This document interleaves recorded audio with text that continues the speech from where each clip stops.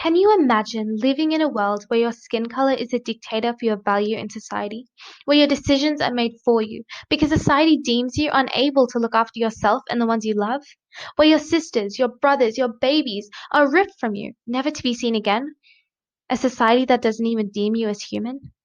That was the experience for a whole nation as the colonists dehumanized them and stripped them of their heritage.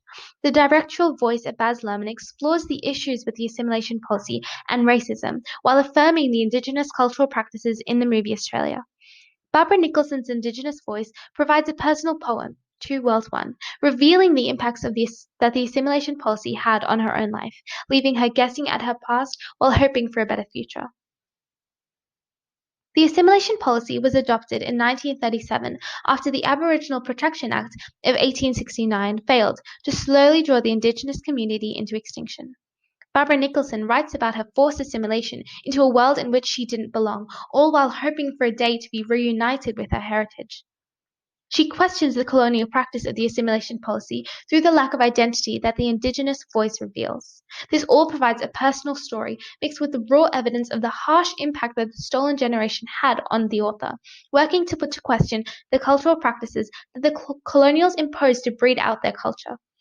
Nicholson's first stanza explores her living in two worlds, one that represents the physical world in which she is forced to assimilate, and the second the unknown world of her heritage, in which she has an insatiable desire to reconnect.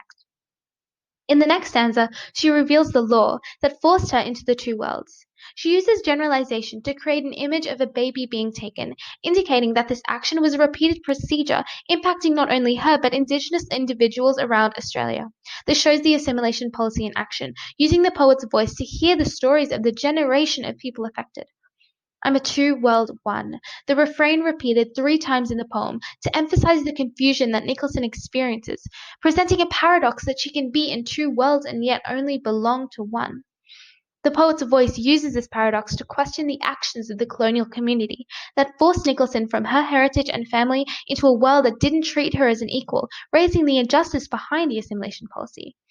The repetition of two throughout the poem brings out the separation that came from the Assimilation Act, so that she is left in a balance, not belonging to either community. The repetition of one is used to counter the repetition of the word two, emphasizing her yearning for unity over separation, as one is used 4 more times than the word two. This reveals the cultural practice of unity in the Indigenous families, as she conveys the importance of unity throughout the poem through the detrimental impacts when unity is taken away.